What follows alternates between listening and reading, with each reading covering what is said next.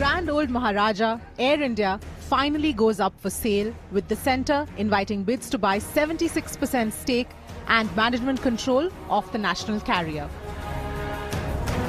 Well, after much due diligence, the government has finally come out with the plans and how it intends to sell Air India. Now, what is very interesting is that while they are willing to sell 76% of the stake in Air India, they're only giving off about 50% of the debt. Biggest problem with the Indian national carrier is the fact that it has a huge amount of debt on its head that runs to almost 48,000 crore rupees, and that year after year the airline is only running into further losses.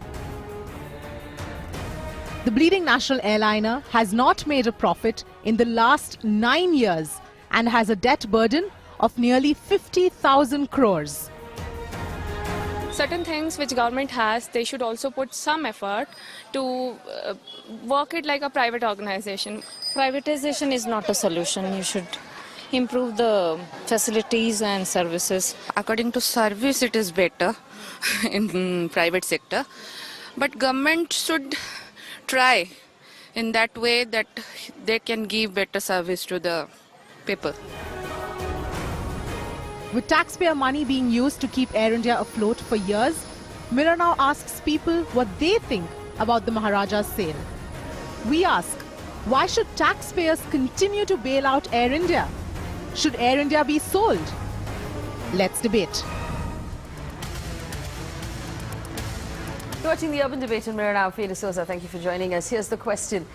While the Maharaja is now on sale, has the government found that fine balance between making sure that these employees, 30,000 various employees, some permanent, some on contract, are looked after and continue to keep their jobs, at the same time making sure the taxpayer no longer has to bear the burden of a loss-making organization?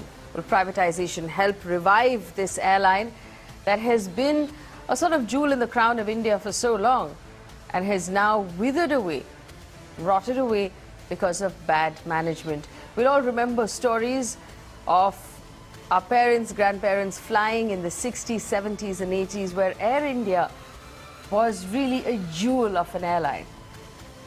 Can it go back to that? And if it doesn't go back to that, is it fair really to expect the Indian taxpayer to continue to foot the bill for a badly run public service organization? There's no doubt about the fact that this loss-making organization that has not made a profit since 2007 is no longer a viable burden for the taxpayer to pay for. So here's the question I'm asking you as well. Do you believe that the government has found that balance, that Air India should in fact be privatized, that we should make this airline efficient like all of the other airlines? The other fundamental question to ask is, should the government be in business at all? Is it fair for the government to be competing with private organizations? Joining me on the show, Kapil Kark is a former Air Marshal and Chief Aviation and Civil Aviation expert. Fahad Halim, spokesperson of the CPIM. Mohammad Khan of the Congress. Rajiv Mishra is an RTI activist. Vaibhav Agarwal for the BJP. Jitendra Bhargav, former Executive Director of Air India. Thank you, all of you, for joining me on the show. I'm going to do a quick round of questions. I'm going to start with Mr. Bhargav. Mr. Bhargav, you personally believe that it's a good thing to sort of make this airline more efficient. I mean, is this the right way? You think the government has found that balance? You know, it's been a much delayed decision. Let's not forget that it was in 1989 that Air India was first referred to the Disinvestment Commission of India. Since then, Air India has only got increasingly marginalized. Somebody has to take a decision to arrest the decline. When only 1 out of 7 passengers patronize Air India, it's a sign of trouble. It's not just the finances that one has to look at, because much of the losses have incurred because of flawed government's decision. Employees have contributed only a minuscule portion of it. So government, in order to ensure that Air India brand remains, Air India airline is there, employees continue to be in service, has taken a certain decision. Many may not agree, people outside the industry, that why is the government disinvesting, because there have been comments like, if the government is really writing off a part of the loan, why is disinvestment essential? They forget that it wouldn't take very long for Air India to gather debt again if the government does not disinvest. Explain this to us. Air India currently owes 49,000 crore rupees, which is a huge amount of money for any organization. Only two-thirds of that will be taken on by the new owner. Yeah. Now, the new owner gets 76% of the company, but only two-thirds of the loan. This again is a misinterpretation of fact. Why Let's look at the facts now. Right. There are two kinds of loans which form the debt on Air India's balance sheet. A, aircraft loans. B, working capital loans incurred over the last 5, 6, 7 years. As you yourself said, Air India has not made profit till 2007. Now, why would you saddle the new airline which acquires Air India with the loans taken for running the airline in the last 5, 6, 7 years? So the aircraft loan, because they're taking the aircraft, it's only natural that they will also take away the aircraft loan which is being given. But the government under no circumstances can hand over the working capital loan liability to them. So it's a very well-struck balance, and let me put this, it's one of the finest documents produced by a government agency.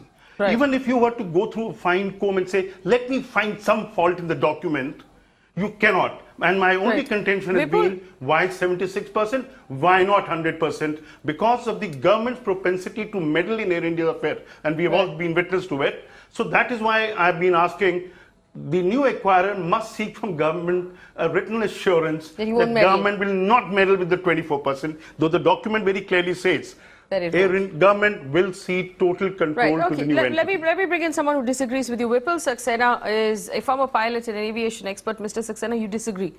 Yeah, I do disagree. Why? For three reasons. Has government accepted that they're incompetent? Second thing. Has any government ever accepted that? Right. Can I interject? So, it's a very pertinent point. Let me explain to you. You see, there are two factors in aviation industry called on-time performance and load factor. Now, which has no bearing either from the government intervention, interference, or because of competition. Where does Air India rank on these two parameters? Wouldn't you agree? Wouldn't you agree then, Mr. Bhargav, that the nail that in the coffin of Air India was the merger between Air India and Indian Airlines?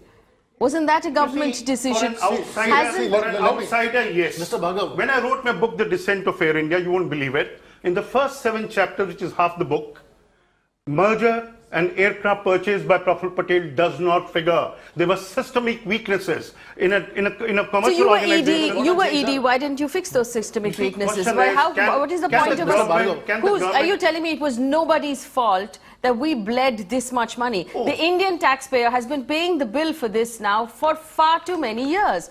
And we can't turn around and say it was nobody's fault. It must have been somebody's bad decisions. In the private sector, it's always somebody's decision. Someone has to take responsibility. How can we say it was nobody's fault? No. Government is fault. For example, the chairman. Let me just bring in Mr. Saxena and then we can rebut him. Mr. The first point, has government accepted they're incompetent? Number 2, what is the magic wand the corporate will bring? They will have guts to say that you have to cut cost, and they will also be able to execute that, and for that they will have willpower to do it, and that willpower is missing in the government. That is number 2. Third thing, Air India has got a very big national obligation. Whenever you have crisis in the country, or suppose there is some wars in some country, we have to evacuate people. If you privatize this, they will hike the fares, and that time you'll get stuck how to rescue our people. So there are so many national obligations where Air India plays a very major role. So if somebody can answer me this question, I'll agree with them. I'll answer straight away. Yeah.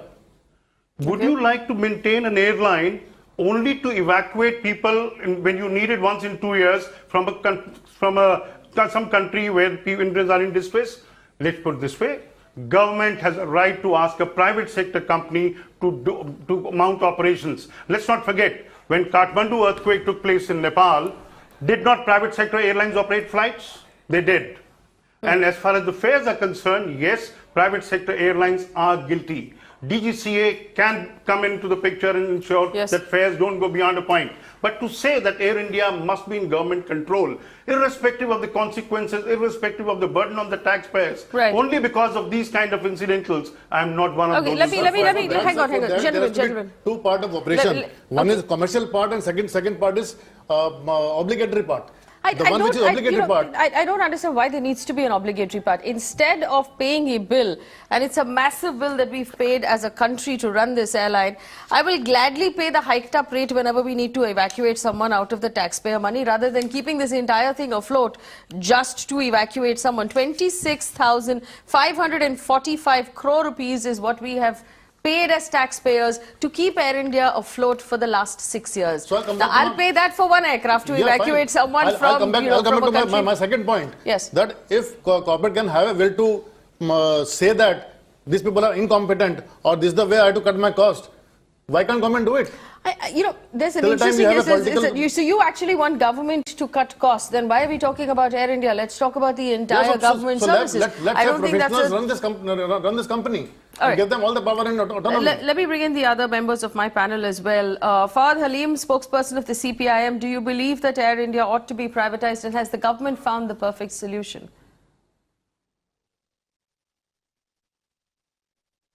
Well, it's very clear that one has to understand that this entire amount of subsidy that the government of India has given to Air India has not been absorbed by Air India itself. It has flowed through Air India into other sectors also. One has to keep that in mind also clearly. The second thing that one has to appreciate is that the government has not been in a position to manage Air India efficiently. And that being the question, I think so the government is trying to simply answer it by saying that we will sell it off. Now, one has to keep in mind that the vital question that you raise is the taxpayers' money is going as a subsidy to Air India. But also the one has to keep in mind it was the taxpayers' money that went into purchasing Air India also. Now, when you're selling it, you're definitely not allowing the taxpayers to purchase it. You are allowing a very few people to purchase it. Now, here one has to keep in mind that who owns India. If you look at it from the point of view of the constitution, you've got the executive and you've got the parliament. Now, between these two agencies, we've seen this decision being taken by the executive, but not being corroborated by the parliament. If you look at the parliament standing committee report, it is very clearly against the executive decision. So that itself is a question of conflict. It's not a question of whether the political parties are against the selling off of Air India or not. One has to keep in mind is the parliamentary standing committee, which has very categorically said that Air India should not be sold off. And we are seeing that the executive is going ahead with this decision. So definitely it's a question of constitutional propriety as to who owns India. If Narendra Modi feels that he owns India and he has the right to sell off without getting parliament to fall in line, then I think so that's a very unfortunate interpretation of make of India slogan. Mr. Halim, let me also ask you this. Mr. Halim, let me also ask you this. To come in and make profit in India. What is your fundamental problem with the sale method at this point? Are you worried about jobs? Are you worried about, you know, who owns India? What's your main reservation with the way this sale has been drafted or offered? Well, my main concern over here is a series of concerns which the Parliamentary Standing Committee has voiced collectively, which has representations from all political parties, including the ruling party. And those concerns are very clear that in India's such a vital sector, the government should have a presence. There is a huge number of jobs. There are a huge number of assets. These have been purchased by the hard-earned money of the taxpayer, and that needs to be protected. One has to keep in mind that the efficiency or the inefficiency of the government does not afford it the right to actually discard its duty. We are seeing a classical case where the inefficiency of the government is becoming an alibi to absolve itself from its responsibility. Because I am not functioning, I am going to sell it off. You know, So let me bring in Vaibhav Agarwal, but I also want to challenge what you are saying in terms of government duty. It's not going to stop at Air India. We've already seen defense sector, orders are being handed handed over to foreign what you call players. We've seen this government actually challenge the very ethos of understanding our security in terms of defense supplies. We've seen this government actually challenge the very ethos and understanding. Let's bring in Vaibhav Agarwal to India and its respond to you. You know, we have But a I also strong want to identity challenge in your India argument that of needs to be government protected duty. not only It in is the not a government's duty to run an airline, from what I understand. Vaibhav Agarwal, do you want to respond to Fawad Halim of the CPIM, please? has been an airline that Yeah, I think, good evening and to all at the panel. But see, the beauty of the disinvestment deal on Air India is not just talking about getting India, the flagship Maharaja, to grow to greater heights, but to create a market competition, which and we all know that the civil aviation industry has been sluggish over the years. Now, as far as the concern of Air India not making profit, let me share this, that since 2007, yes, Air India did not make profit, but in 2015, 16 and 16, 17, Air India posted a net operating profit. In 15-16, as per the figures available, they've posted 105 crore net operating profit. Over, of course, it's a 52,000 crore debt. So yes, this government is trying to fix what has been wrong for too long. Agarwal, But did the falling no fuel government prices can have anything fix to do a with that? behemoth as Maharaja immediately. Vaibhav Agarwal, that was not efficiency, Look, that was crashing fuel prices, which Well, made it much easier to run an airline. Now, I appreciate the attempt you've made to make it seem like you fixed the airline. You didn't. The truth is the airline needed to be sold, and it's now being sold. Answer the question that Fawad Halim is asking specifically, that why did you bypass the parliamentary committee and go ahead and make the decision without it? Yeah, can I? Yeah, I'll just give Vaibhav Agarwal an opportunity to No, answer. I think parliamentary committee was part of a process. So parliamentary committee was part of the process. They had to be consulted. The executive, the right to first refusal rests with the executive. And I think the executive in this case is absolutely exercising their absolute power given by the democracy to them in terms of understanding what is right for the airline to be done and what is right to be done with the taxpayers' money also. Yes, we respect the inputs given by the parliamentary committee, and I think in the proposal that has come forth also, there have been quite a few points that have been picked up from that parliamentary committee's recommendation too. So it's not that it's been totally neglected. So we can see everything that the BJP government does in the negative light, but at the end of the day, this government is trying to do something, and I think for a change, at least on the Maharaja perspective, as long as we can retain the Maharaja, I don't know the nitty-gritties of the bids and the proposals that will come forth, but to me personally, as long as I can retain the Maharaja, I think I'll be fine with this investment. Yes, 25% of the airline will still remain with the government. Yes, there is some level of control that the government would like to have, because also that we have prioritized slots at airports, busy airports like he's being Heathrow and John contradictory F. to what Kennedy, the which expression of definitely interest benefits says. They're going to only see to a total control government of the airline, airline. And as the comment on the parliament thing is concerned, let's put it this way. Yes. Air India was created by an act of parliament in 1953. So he would have been justified if in 1994 this act of parliament was not cancelled, made invalid, and Air India was re-registered under the Companies Act. So it does not require parliamentary approval. As regarding parliamentary committee, let's put it this way, parliamentary committees recommendations are not binding on the government. Because let's not forget parliamentary committee, it also criticized aircraft purchase, merger, etc. But to know... Yes, like the Economic Times put it and was quoting Soumitra Chaudhary of the Planning Commission this morning. Yes, Mr. It's like the government wants to sell its old car but still wants to be able to drive it every Sunday. So it doesn't want to actually fully get rid of or lose control of Air India. Let me bring in Mohammad Khan of the Congress Party. Mohammad Khan, is the Congress Party on board? Because this is something that the UPA government struggled with for a very long time.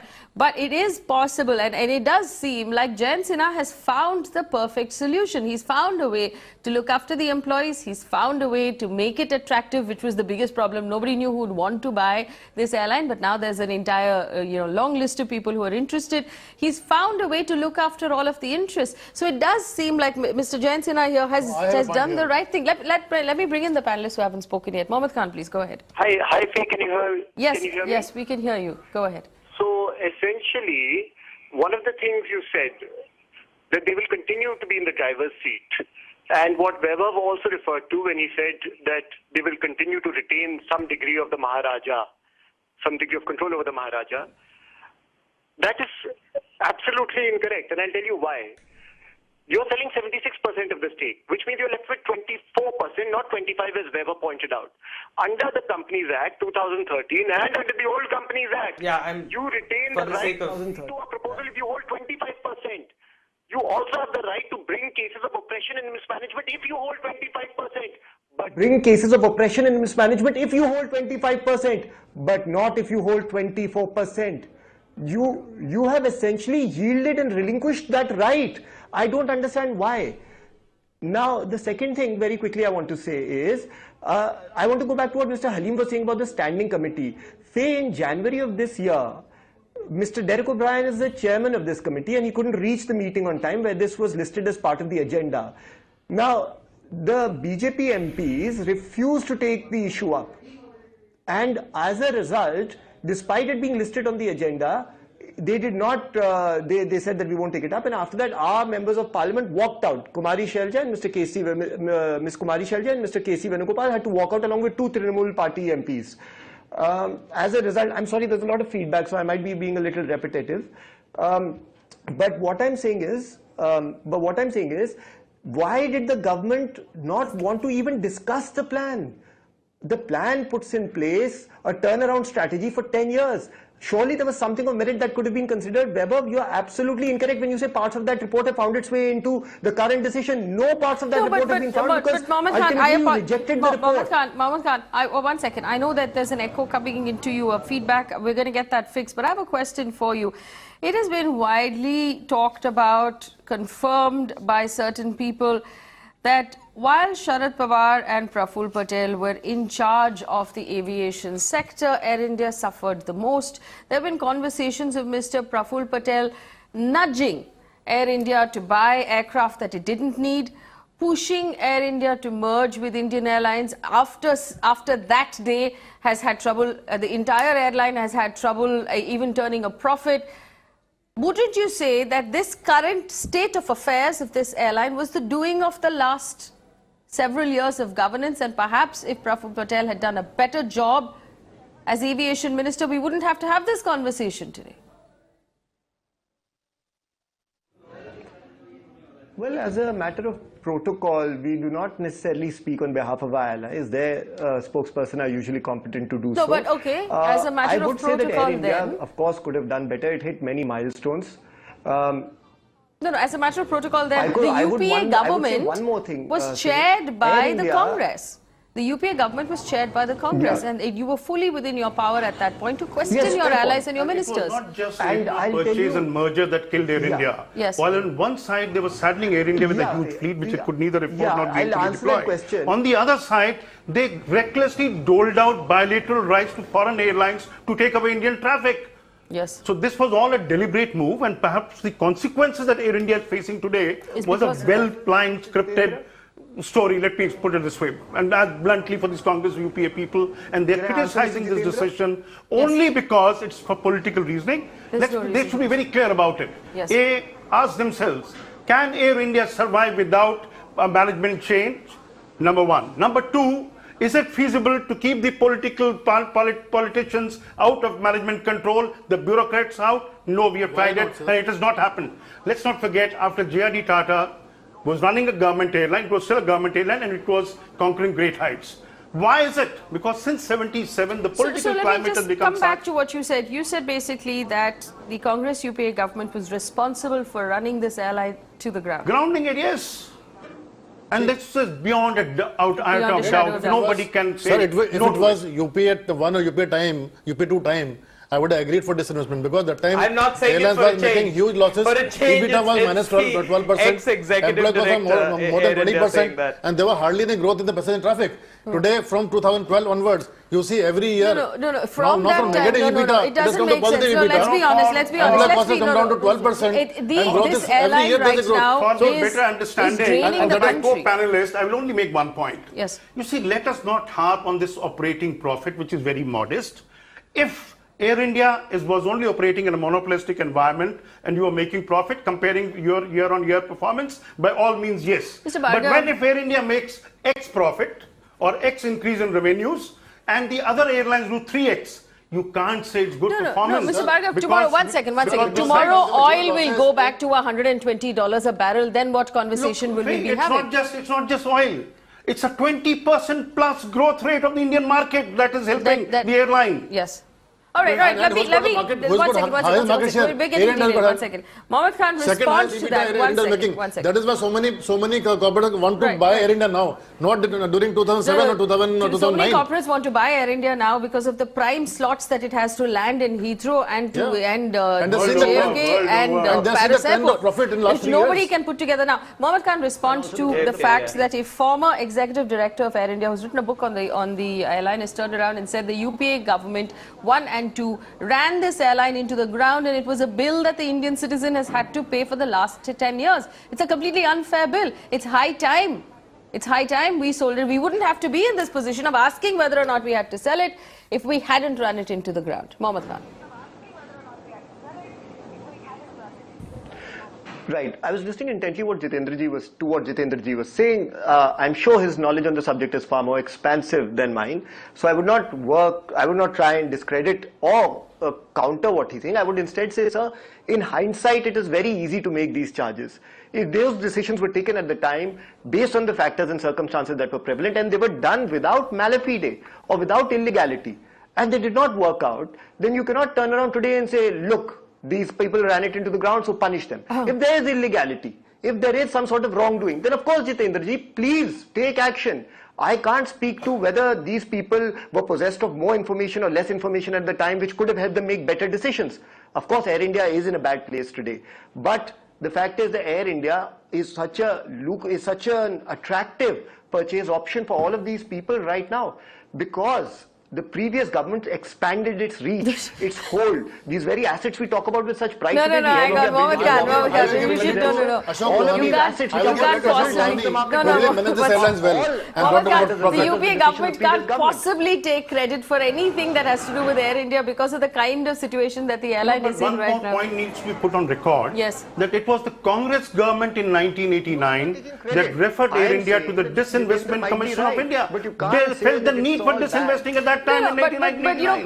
Mohammed Khan saying that the whole point of Air India being attractive to buyers right now is because the UPA government expanded come on. it. I think it's a Had stretch that been the of case, the truth. government would It's have not said, even- take over the entire debt if Yeah. it was that lucrative. Government has struck a balance to make it as attractive as possible. In fact, under Praful Patel, the airline went out and had to buy far more aircraft than its Dreamliners, board had look at- approved, than they needed, and then they could manage. Yes. And that's what bled that airline dry. Let me bring in Kapilji. Kapil Garg is a former air marshal and a civil aviation expert, very strong voice in this space.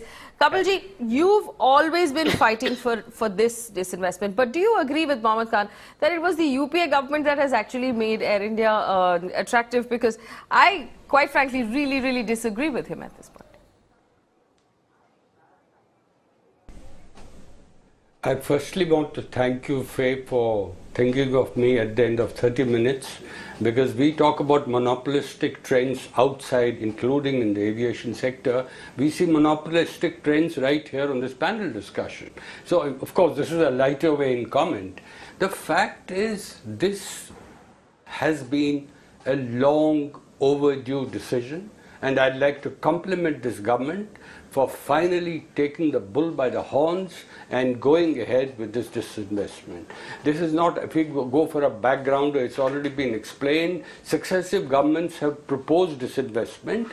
If you look at the strategic economic dimension of this disinvestment, it's been long in coming, because governments have no business in today's stage of transformative economy of India to be in business like airlines and hotels.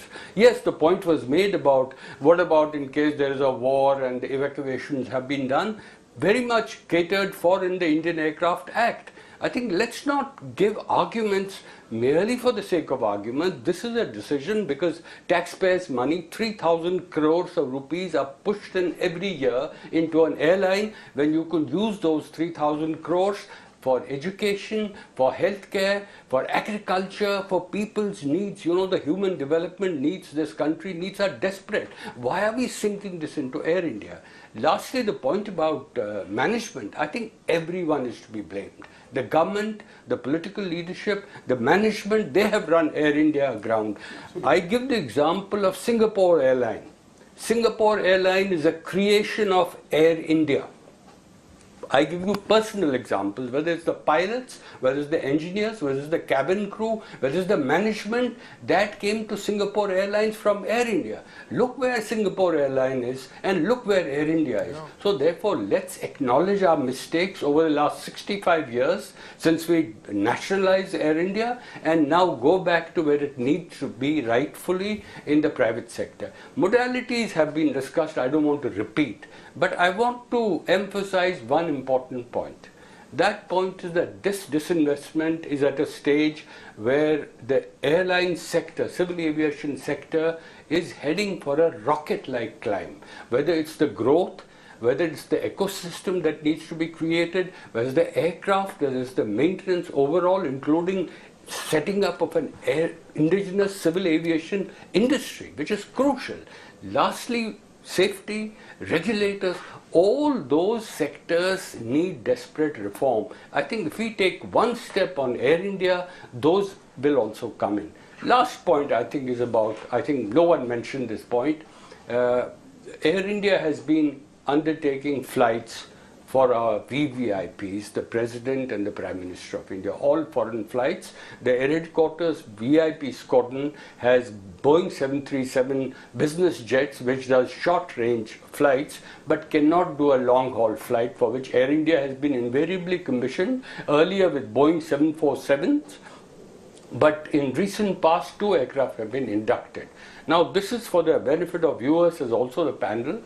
This particular capacity has phenomenal, like counter missile capability built on the aircraft, communication gear for contingencies, all types of facilities for top leadership, including in a leadership, including a national crisis, perhaps even a nuclear situation. Now, how do we manage that? The argument is, well, Air India must remain with the government. But the counter argument is that these can be, that is the system that we can operate separately. The fact is 325 crores the government itself owns to the same Air India for these VVIP flights in the last 5 or 6 years.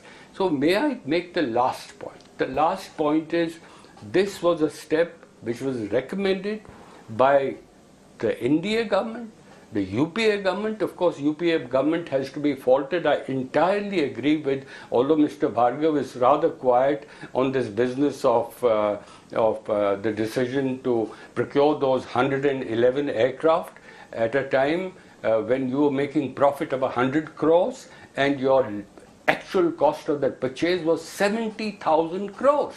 And no one has ever raised it. There's a CBI inquiry, but nothing will happen.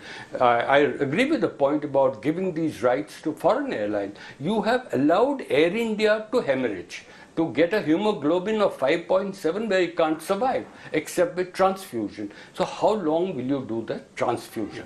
This is the key point that thought leaders amongst the aviation community who are present here on this panel, they need to ask ourselves. We don't need to go into political slugfest between the Congress and the BJP. That is a separate chapter altogether. I can guarantee, Faye, on this panel, you will soon be, after a period elapses, you will be talking about the opposition levelling charges that this match is fixed. We know who's going to be the airline which will get into this. We know what is. You'll do it. I guarantee you, 100%. The question is, let's not get into it. Let's look at this issue strategically. Let us look at this in terms of the stage of economy India is. Let us look at it in a focused manner, in a very cool, impartial manner. That question is addressed by just one simple answer: privatization. Privatization. You have started the process. The government had two dilemmas. Should it do an outright sale or should it do a partial disinvestment? Right. So, Mr. Bhargav, I will expect you to answer the question that Kapil Garg has raised, which is that why did Air India buy 100 more aircraft than it actually needed at a time when it couldn't afford it? Wish I knew the answer. The reality is that nobody wanted to buy. There was all political pressure, and that is why Supreme Court has ordered CBI to conduct an inquiry into it. Political pressure from whom? From the government, the bureaucrats and the minister at that time, and our chairman of Air India yielding ground and going along with this. No, everybody knew it. I've argued in my book that if Singapore Airlines, let's put it this way, let me stay on point. You're saying that the aviation minister at the time was Mr. Praful Patel. What could he have had to gain from making this airline overspend? You see, one can, as his contention is that he was doing it in good faith. Let me explain, because I've had a legal case on this subject, so that's what I'm saying. Okay. The question is, on a turnover of 8,000 crores, you could not have bought aircraft with 44,000 crores, erstwhile Air India, pre-merger. Now, when you have 2% margin, that's the best of airlines, Singapore Airlines and British Airways, and Air India had reserves of less than 500 crores and making an annual profit of less than 100 crores. You could have under no circumstances. Why would they do it? Now that is where people like Mr. Vagul, from ICICI Bank, former chairman, he was on the board of Air India. Now question is, if the government bureaucrats on the board couldn't have put their foot down, I would have expected Mr. Vagul to have questioned these kind of things, that under what kind of conditions. That was not my question. What would Praful Patel have had to gain from making one airline, the government airline, overspend? I think we'll go to put this question to him or wait for CBI to come out with the results. Rajiv Mishra? मैं एक चीज को बोलता हूँ कि privatisation की जो बात हो रही है, जिस लॉस को लेकर के बात हो रही है, डेप्ट को लेकर के बात हो रही है, अगर आप इसके डीप में आप जाएंगी तो मैंने कैग का रिपोर्ट पढ़ा है. उस रिपोर्ट में कहीं भी ऐसा नहीं लिखा है कि over burden of the staff के कारण एयर इंडिया लॉस में जा रही है, या कहीं ऐसा नहीं लिखा है कि बैड मैनेजमेंट स्टाफ का हो रहा है उसके चलते जा रही है. ये कहीं नहीं लिखा है. जो लिखा है मेन बात वो एक परचेज है, जो 111 प्लेन को खरीदने का परचेजिंग है. दूसरा है कि इन्होंने प्राइवेट सेक्टर के प्लेन्स को जो समय और जो जगह डिप्यूट किया आने जाने का, उससे एयर इंडिया को बहुत बड़े पैमाने पर लॉस हुआ है. और इन्होंने अपने एयरलाइंस को वो सुविधा नहीं दी जो प्राइवेट एयरलाइंस को दी. ये एक बड़ी बात है. तीसरा, उन्होंने जो लीज पे जो प्लेन लिया, वो लीज पर प्लेन जो लिया है वो आउट ऑफ वे जाकर के लिया है, उसका एक लॉस सहना पड़ा है एयर इंडिया को. और दूसरी बात फिर मैं एक बोलना चाहता हूं कि Air India is not only a commercial site, Air India is a glory of India. आप एक समझो, आप खुद बोल रही हो Maharaja is going to be sale. अब महाराजा मैं खुद बोल रहा हूं उस चीज को, और वो हमारे यहां सेल होने की नौबत आ जाए, ये थोड़ा सा देश के अपने खुद के गौरव से थोड़ा सा जुड़ा हुआ बात है. इसलिए मैं प्राइवेटाइजेशन का फेवर नहीं करूंगा. मैं इतना मानता हूं. राजीव जी, आप एक बात बताइए. हमारी बात होती है इस शो पे कि किसान आत्महत्या कर रहे हैं, हमारे देश में बच्चों को खाने के लिए कुछ है ही नहीं. गर्व अगर होना है तो जो पैसा आप एयर इंडिया में डालते हैं वो कहीं और डालिए. तो स्कूल नहीं चल रही, अस्पताल नहीं चल रही, ये सारी चीजें हो रही. तो ये 3,000 करोड़ रुपए जो हर साल हम एयर इंडिया में डालते हैं, क्या आपको नहीं लगता कि हम अपने पेट्रियोटिज्म ऐसे मतलब बहुत सारी चीजों में लगाते हैं, बहुत सारी चीजों के साथ जुड़ाते हैं, तो शायद अननेसेसरी हो? देखो फिर एक बात मैं आपको बताता हूं, अगर इस तरीके से हम लोग इसका आकलन करेंगे ना कि ये पैसा हम वहां कर सकते हैं. हमारा कहना यह है, सुप्रीम कोर्ट ने 2 बार टाइम एक्सटेंड करके सीबीआई को दिया. हम कहते हैं अगर हमारे पार्लियामेंट को अगर कोई डिसीजन लेना था या हमारे एविएशन मिनिस्ट्री को कोई डिसीजन लेना था, तो सबसे पहले सीबीआई को पूरा हेल्प करना था. वो चार्जशीट सबमिट करनी थी उन लोगों के खिलाफ जिन लोगों ने एयर इंडिया को इस हाल में पहुंचाया. आप देखो, आप वो चीज नहीं हुआ. 2 बार सुप्रीम कोर्ट ने इनको टाइम लिमिट दिया है. टाइम लिमिट देने के बाद दिसंबर 2017 में सुप्रीम कोर्ट ने क्लियर कहा कि अब मैं कोई भी टाइम लिमिट आपको देने को तैयार नहीं हूं. आप हमको अपना इन्वेस्टिगेशन बताइए. आप देखो उस पर कोई बात नहीं हो रही है. उसको लेकर के प्रधानमंत्री मोदी का गवर्नमेंट जो है या जो भी अभी सेंट्रल गवर्नमेंट है वो इस पर विचार नहीं कर रहा है कि क्यों नहीं सीबीआई ने इसको लेकर के चार्जशीट किया. हमारा कहना यह है, क्या हम प्राइवेटाइज करके अपने इस 70,000 करोड़ के लॉस को भूल जाए जो किसी की लापरवाही के चलते हम लोगों को हुई है? ऐसा नहीं है. तो मेरा कहना दो अलग अलग बात है. एक तो प्राइवेटाइजेशन की बात ताकि लॉस और ना बढ़े. दूसरी बात की अगर जैसे आप कह रहे हैं, जैसे सब कह रहे हैं कि किसी के भ्रष्टाचार की वजह से अगर Indian citizens have lost the kind of money they have lost, 30,000 crore rupees and now 50,000 crore rupees in debt, of which a third will continue to be borne by the Indian citizens, then yes, if someone made bad decisions out of selfishness and personal gain, We should find out who that is. Let me bring in a few people on the phone line. Venkat is on the phone line from Mumbai. He's been holding for a very long time. Venkat, go ahead. Venkat? Faye, can you hear me? Yes, we can. Go ahead. Go ahead.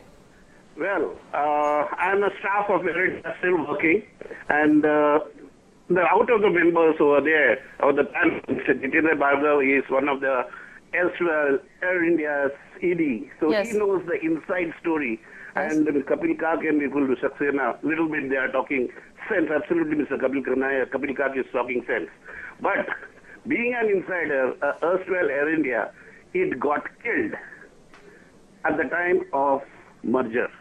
And the orders, which was exorbitant, and all these points were very well put on by our former ED. So Venkat, tell me this. As an employee right now, are you concerned about privatization? Does privatization scare you? And do you think it was bad government that caused Air India to bleed?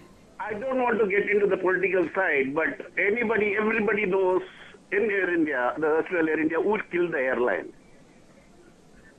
Hello? Right. And are employees concerned about privatization? Are you worried that jobs will go? Mr. Bhargav said that at least 40% of the jobs might This go. is the question that I posed to the Minister of State for Civil Yes, yes. Aviation yesterday. I said, why hasn't there been a communication campaign for the employees to say, how are the jobs going to be protected? What is their future post the disinvestment? There has been absolute silence from the government side, which he said, having issued the expression of interest, and before the request for quotations are invited, they will have interaction with the employees, so that all the reprehensions are allayed. But out of the statements that have come out, the money, of course, there will be money that will be put in a special holding company. Employees will be given ESOPs, from what we understand. And the Aviation Ministry will ask the new owner of Air India to retain jobs for a certain period of time at least. Rajesh Chopra on the phone line from Gurgaon, I understand also an ex-employee of Air India. Mr. Chopra, go ahead. Yes. Thank you for bringing me on. I just wanted to make 2 points. One of them is the gentleman from Congress said that the assets which have been earned by the government of India, by the people, the taxpayers' money, are being sold. Let me make it very clear that all properties, all paintings, all assets, stays with the none government. of them are purchased Yeah. by the government. They are all erstwhile Mr. Tata's purchases. That's a very valid point. Because all the And the government has second- invested. Let him speak. The second point I would like to make is that very clear, that all the allegations till now, none of the allegations for Air India's failure has been on the employees or any of the directors, any of the CEOs, any of the commercial people, any of the decision-making authorities. All allegations have been made on the government.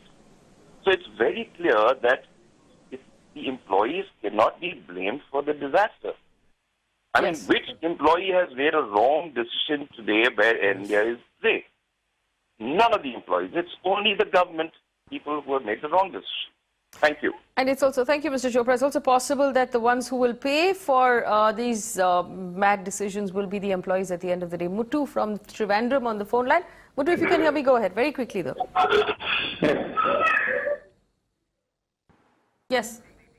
Could you hear me? We don't have that line very clearly. Kapilji, I'm going to come to you first with this. You heard two former employees of Air India come in and talk about the fact that the employees, it's not the employees' fault, but do you believe that there will be, or there should be, communication between government and Air India employees at this point to sort of allay their fears about maybe being laid off or differences or changes?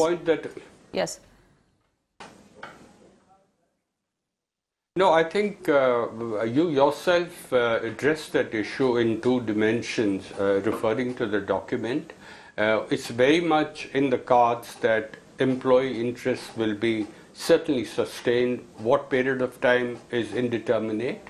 I think employees are themselves quite reassured that this disinvestment is unlikely to cause great job losses, especially to a government which at the moment has been accused of having generated no jobs, and there will be criticism by this disinvestment, more jobs will be lost. Yes. I think the government will be very, very sensitive to this particular aspect. But I think the bigger and larger issue in relation to the role of the employees or the management, I think the point was very well made. The Air India employees are not to be faulted. It's been a problem of leadership and management all along.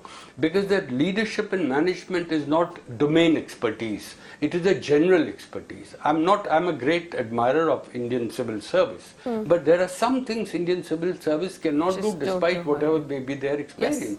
Because this is a niche market. The margins are so low.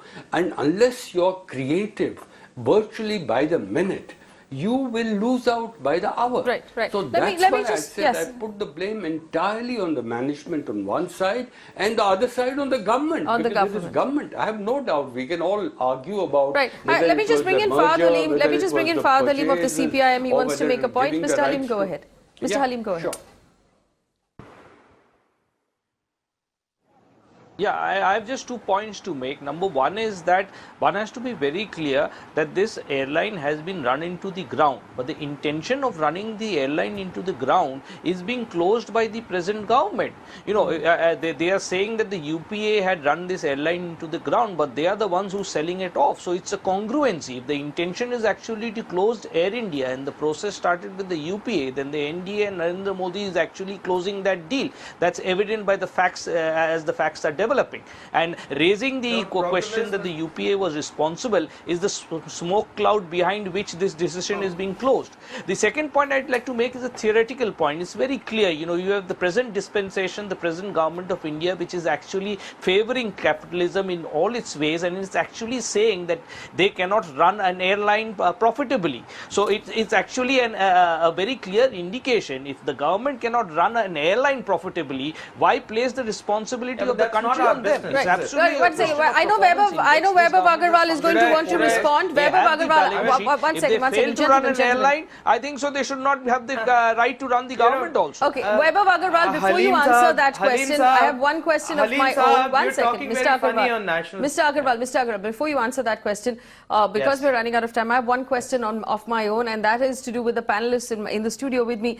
Why is there reluctance on the part of the CBI to find out what truly went wrong behind those decisions, despite instructions from the Supreme Court?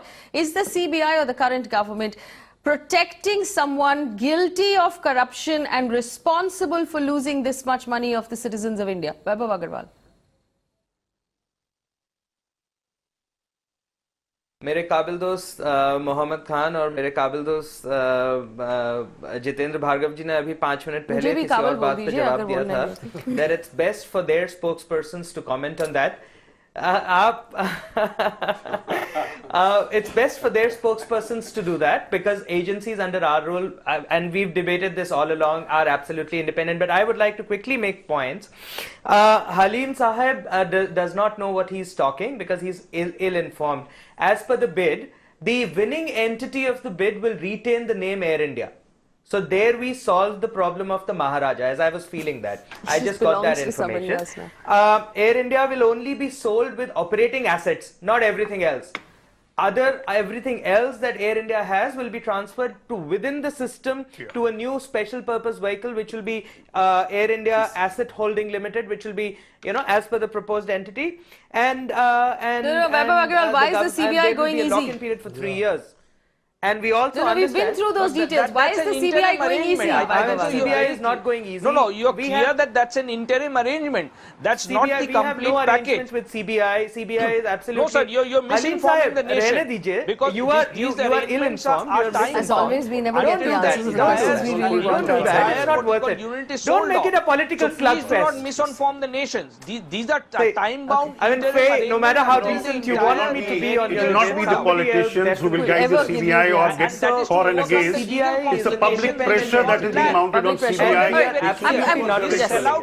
But there's 2 Supreme Court's directions and we haven't had a result. Last 30 seconds to Rajiv Mishra, the citizen voice. The citizen will answer. Rajiv Mishra. सबसे important बात यह है कि हमारे देश की army या हमारे देश के जो वीआईपी लोग हैं, जो देश के क्रिएशन में कुछ योगदान है, उनको अगर कहीं कैरियर देना है, उनको कहीं ले जाना है, कहीं ले आना है, तो वैसे समय में अगर हम प्राइवेट इंस्टीट्यूशन के विमानों पर निर्भर करेंगे करेंगे। तो इट इज नॉट गुड। अपना तो एक एयरलाइंस होना चाहिए जो कि विपरीत समय में उसी पैसे में जो आप जिसमें से हम एयर इंडिया को चलाते हैं, उस पैसे हम प्राइवेट उसकी मतलब थोड़े से पैसे हम प्राइवेट वाले को देके हमारी पूरी आर्मी को ऊपर नीचे हम फ्लाई कर सकते हैं। कैसे कर सकते हैं?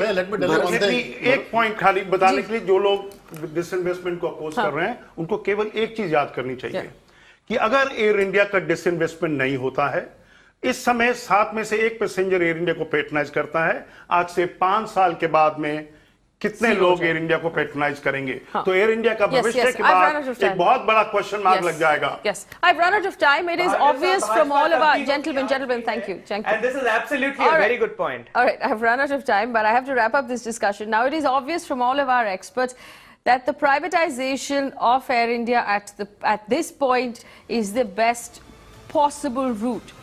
Also, there seems to be almost unanimous agreement that Jayant Sinha, through his ministry, has found a middle ground that looks after the employees, the airline, and of course the future.